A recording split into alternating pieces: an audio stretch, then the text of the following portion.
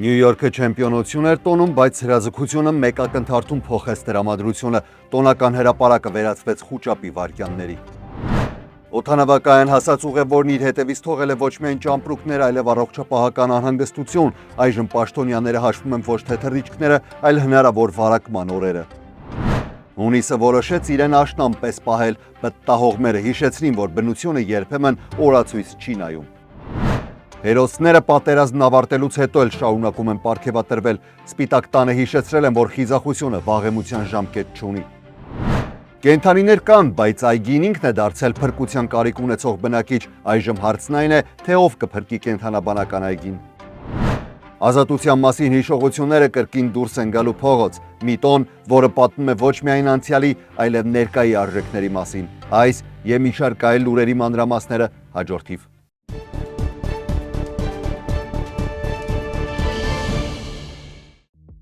Վիվալդի Քեթրինգ բազմազան փաթեթներից առաջատար ընտրությունը։ Փաթեթ ընտանեկան 5-ից 6 անձի համար ընդամենը $150 plus tax։ Ընտանեկան եւ մեծ հավաքույթների համար հատուկ փաթեթ 10-ից 12 անձի համար ընդամենը $300 plus tax։ Վիվալդի լանչ փաթեթ 10-ից 12 անձի համար ընդամենը $150 plus tax։ Ընտրեք ձեր ճաշակին համապատասխան կոմբոն։ Վիվալդի Քեթրինգ համի, որակի եւ առատության առաջատարը։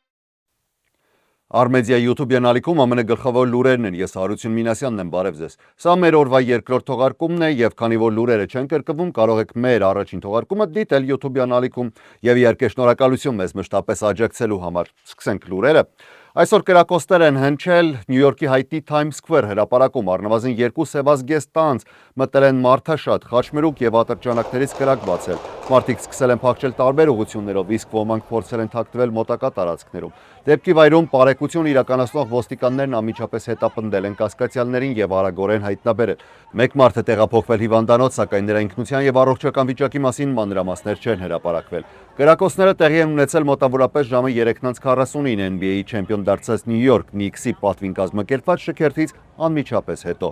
Այդ միջոցառման անվտանգության համար քաղաքում տեղակայվել էր շուրջ 10,000 ոստիկան։ Նիքսի շքերթին իհարկե կանդրադառնանք, բայց թողարկման վերջում։ Լոս Անջելեսի շրջանի առողջապահության պաշտոնյաները զգուշացնում են կարմրուկի հնարավոր վարակման դեպքի մասին։ Հաստատվել է, որ վարակված ճանապարհորդ է եղել հունիսի 11-ին, որը գտնվել է Լոս Անջելեսի շրջանում եւ այդ ընթացքում այցելել է մի քանի վայրեր, այդ թվում Լոս Անջելեսի միջազգային օդանավակայան։ Պաշտոնյաների տվյալներով վարակված անձը ժամանել է հունիսի 11-ին առավոտյան ժամը 10-ից մինչև 12-ը եւ գտնվել է Թոմ Բրեդլիի տերմինալ B-ում։ Այդ ժամերին օդանավակայանում գտնվող մարդիկ կարող են ենթարկված լինել կարմրուկի ազդեցությանը։ Առողջապահության ծառայությունները հայտնել են նաև, որ հնարավոր ազդեցության են ենթարկվել նաև այն մարդիկ, ովքեր հունիսի 11-ին ժամը 10:45-ից մինչև ժամը 11:45-ը օգտվել են Hilton Los Angeles Airport Hotel հյուրանոցի շաթլ ավտոբուսից, ինչպես նաև նրանք, ովքեր նույն օրը ժամը 11:15-ից մինչև 12:15-ը գտնվել են հյուրանոցում։ Մասնագետների խոսքով կարմրուկի ախտանիշները կարող են զարգանալ վարակման ենթարկվելուց 7-ից 21 օր հետո։ Եթե մարդը հունիսի 11-ին եղել է նշված վայրերում, ապա վերջին օրը, երբ անհրաժեշտ է հետևել հնարավոր ախտանիշներին, հուլիսի 2-ն է։ Առողջապահության պաշտոնյաները նշում են, որ նախկինում կարմրուկով հիվանդացած կամ պատվաստված անձինք ամենայն հավանականությամբ պաշտպանված են, սակայն նրանց նույնպես խորհուրդ է տրվում հետևել իրենց առողջական վիճակին։ Առավել բարձր ռիսկի խմբում են չպատվաստված կամ պատվաստման անհայտ կարգավիճակ ունեցող մարդիկ։ Երեկ երեկոյան առնվազն 7 տորնադո է գրանցվել Միացյալ Նահանգների միջին արևմուտքի եւ հարավ-արևելյան նահանգներում։ Ազգային օդերևութաբանական ծառայությունը հաստատել է, որ տորնադոները տապալել են ծառեր, էլեկտրահաղորդման գծեր, վնասել են տներ ու շինություններ։ Արտակարգ ծառայությունները հայտնել են շրջված բեռնատարների, հիմքից պոկված կցասայլակի եւ մի շարք այլ իրավիճակների մասին։ Տարանցքում գրանցվել է մինչև 7.5 սանտիմետր տրամագծով կարկուտ, իսկ համոարագությունը որոշ վայրերում հասել է ժամում մոտ 125 կիլոմետրի։ Տորնադոյի նախազգուշացումներ են հայտարարվել նաև Վիսկոնսինում, Այովայում, Լուիզիանայում, Ալաբամայում եւ Քենթաքիում։ Օդերևութաբանների տվյալներով ավելի քան 125 միլիոն ամերիկացիներ հայտնվել են վտանգավոր եղանակային պայմանների ազդեցության գոտում։ Մասնագետները նշում են, որ նման ուժգնության տորնադոների համար հունիս ամիսը բավական անսովոր է եւ որոշ պտտահողմեր կարող են հասնել EF2 եւ ավելի բարձր ուժգնության երկար ժամանակ պահպանելով իրենց ավերիչ ուժը։ Սպիտակ տանը կայացած հանդիսավոր արարողության ընթացքում Միացյալ Նահանգների նախագահ Դոնալդ Թրամփը, որը նոր է վերադարձել G7 գագաթնաժողովից, երկրի բարձրագույն ռազմական պարգևը կոնգրեսի պատվո մեդալով է պարգևատրել 3 զինվորականների՝ ծովային հետևակի մայոր Ջեյմս Քեյփերսին, բանակի մայոր Նիկոլաս Դոքերին եւ հետմահու ծովային հետևակի գնդապետ Ջոն Ռիփլիին։ Արարողությունը սկսվել է աղոթքով, որի ընթացքում հարգանքի տուրք է մատուցվել զինվորականների քաջությանը, անձնազոհությանը եւ ծառայությանը։ Նախագահ Թրամփն անգամ կատակով նշել է, որ կցանկանար ինքն իրեն հանձնել այդ պարգևը, սակայն իրեն տեղեկացրել են, որ դրա համար համապատասխան հիմքեր չունի։ Այնուհետև նա ընդգծել է, որ այսօր պարգևատրվում են մարդիկ, ովքեր իրենց գործողություններով դարձել են ամերիկյան ռազմական պատմության կենդանի լեգենդներ։ Թրամփը մանրամասն ներկայացրել է յուրաքանչյուր զինվորականի հերոսական պատմությունը։ Հակիրճ մենք էլ ներկայացնենք։ Մայոր Ջեյմս Քեյփերսը Վիետնամի պատերազմի ժամանակ ծանր վիրավորվելով հանդերձ շարունակել է ղեկավարել իր ստորաբաժանումը եւ կազմակերպել իր զինակիցների տարհանումը։ Գնդապետ Ջոն Ռիփլին 1972 թվականին թշնամու կրակի տակ պայթեցրել է ռազմավարական կամուրջը, կանգնեցնելով հյուսիս-վիետնամական ուժերի առաջխաղացումը, իսկ մայոր Նիկոլաս Դոքերին Աֆղանստանում փրկել է իր վիրավոր զինակիցներին, իրականացրել մարտական գործողություններ եւ սեփական մարմնով պաշտպանել ծառայակիցներին։ Նախագահը հայտարարել է, որ այս զինվորների պատմությունները հիշեցնում են, թե իրական մեծությունը չափվում է ոչ թե ձեռքբերումներով, այլ այն զոհողություններով, որոնք մարդը պատրաստ է անել հանուն մյուսների։ Մինչ հաջորդ լուրերին կանցնենք, թողարկման այս հատվածում թույլ տվեք շնորհակալություն հայտնել մեր գործընկերներին եւ իհարկե հատուկ շնորհակալություն մեր գլխավոր գործընկերոջը Vivaldi Catering-ին։ Եթե ձեր առաջիկա միջոցառումը վստահեք Vivaldi Catering-ին եւ պատվերի ընթացքում նշեք, որ նրանց մասին իմացել եք, թե բնականաբար վաղուց արդեն գիտեիք, բայց եւ այնպես Armedia-ի միջոցով, ապա կստանաք ձեր պատվերից բացի հաճելի նվեր ամառային մրգային սեթ։ Ձեր տոնական օրերը վստահեք փորձառու թիմի եւ պարզապես վայելեք յուրաքանչյուր անմոռանալի պահը։ Իհարկե մեր մեծ շնորհակալությունը մեր վստահելի գործընկերներին, Inter United ֆուտբոլային ակադեմիային, Cosmo Palace ռեստորանին, Կոզանյան Meat and Liquor եւ Կոզանյան Family Market-ներին եւ Geris Moms Bakery-ին։ Շնորհակալ ենք ձեր վստահության, աջակցության, մեր կողքին լինելու համար, այս ճանապարհն անցնելու համար։ Ձեր գործընկերությունը մեզ համար կարևոր է, բայց նաեւ նշենք, որ մեծ պատասխանատվություն է։ Շարունակենք լուրերը։ Լոս Անջելեսի քաղաքային մեծ ժյուրին նախազգուշացնում է, որ կենթանաբանական այգին երկարաժամկետ գոյության համար նոր ղեկավարության կարիք ունի կամ նոր կառավարման մոդելի։ Զեկույցի համաձայն տարիներ շարունակ այն ունեցել է ենթակառուցվածքային խնդիրներ, ֆինանսական դժվարություններ եւ այցելուների թիվը շարունակաբար նվազում է։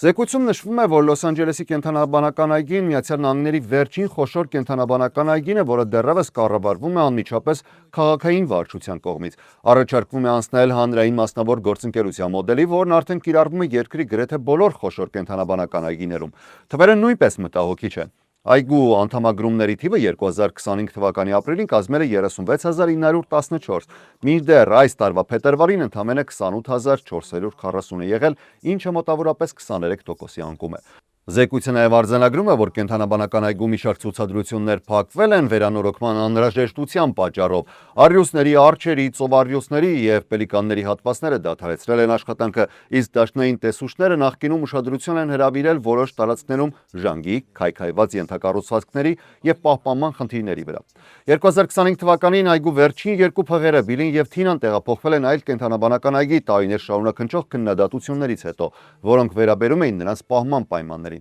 Քաղաքի ղեկավարությունը ներկայումս քննարկում է նաև շուրջ 650 միլիոն դոլար արժողությամբ ընդլայնման եւ արդիականացման նախագիծ, որը նպատակ ունի վերածնել Գրիֆիթ պարկում գտնվող այս 59-ամյա հաստատությունը, ավելացնել այցելուների թիվը եւ վերականգնել նրա հեղինակությունը։ Վաղը Միացյալ Նահանգներում նշվելու է Ջունթինթը, դաշնային տոն, որը հիշատակում է ստրկության մեջ գտնվող սևամորթ ամերիկացիների ազատագրումը։ Տոնի շրջանակում Լոս Անջելեսում, Օրինջ Քաունթիում, Inland Empire-ում կազմակերպվելու են համերգներ, մշակութային փառատոներ եւ ընտանեկան միջոցառումներ։ Տոնակատարությունների գլխավոր իրադարձություններից մեկը տեղի կունենա Լոս Անջելեսի Հոլիվուդ Բոուլում, որտեղ ելույթ կունենա եռակի Գրեմի մրցանակակիր рэպեր Chance the Rapper-ը։ Իրվայն քաղաքում կանցկացի համայնքային մեծ միջոցառում երաժշտության, պարերով, սննդի տաղավարներով, երեխաների համար նախատեսված հատվածներով եւ տեղական ձեռնարկությունների շուկայով։ Քաղաքացիական իրավունքների ինստիտուտում նախատեսված է անվճար տոնական ծրագիր երեխաների ստեղծագործական անկյունով, ինտերակտիվ խաղերով եւ սևամորթ ամերիկացիների պատմության մեջ երաժշտության դերի մասին ներկայացմամբ։ Veterans Memorial Park-ում ընտանեկան անվճար տոնակատարություն կենդանի երաժշտությամբ եւ երեխաների համար նախատեսված ծրագրերով։ Downtown Disney District-ում կանցկացվի հատուկ միջոցառում, որը կներկայացնի պատմական սևամորթ համալսարանների մշակութային ավանդույթները, թմբկահարների ելույթներով եւ հատուկ հյուրերի մասնակցությամբ։ Տոնակատարություններ կլինի նաեւ Pasadena-ում, որտեղ կկազմակերպվի արդեն 5-րդ ամենամյա Roller Jam-ը DJ-ով, արվեստի ծրագրերով եւ անվճար անվաճ չմուշկներով, ինչպես նաեւ Manhattan Beach-ում, որտեղ տեղի կունենա բացօթյա համերգ, ընտանեկան միջոցառումներ։ Լոս Անջելեսում նախատեսված է նաև Juneteenth Freedom Day Ride հեծանվային երթը, որը կանցնի քաղաքի պատմական աֆրոամերիկյան վայրերով եւ կավարտվի Leimert Park-ում անցկացվող Juneteenth փառատոնով։ Միջոցառումների ամբողջական ցանկին կարող եք ծանոթանալ այս հղումով, որը նաև կարող եք գտնել այս լուրերի նկարագրության բաժնում։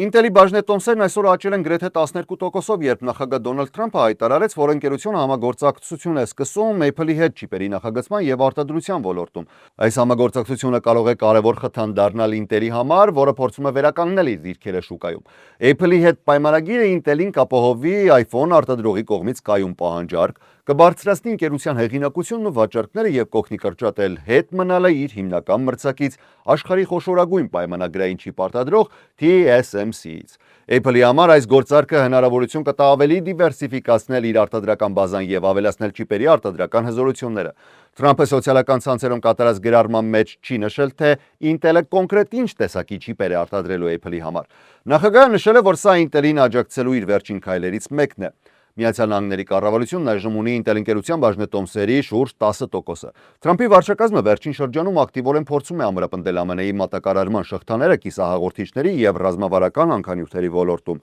ներառյալ ընկերություններում բաժնեմասեր ձեռք բերելու միջոցով, որպեսզի նվազեցվի կախվածությունը Չինաստանից։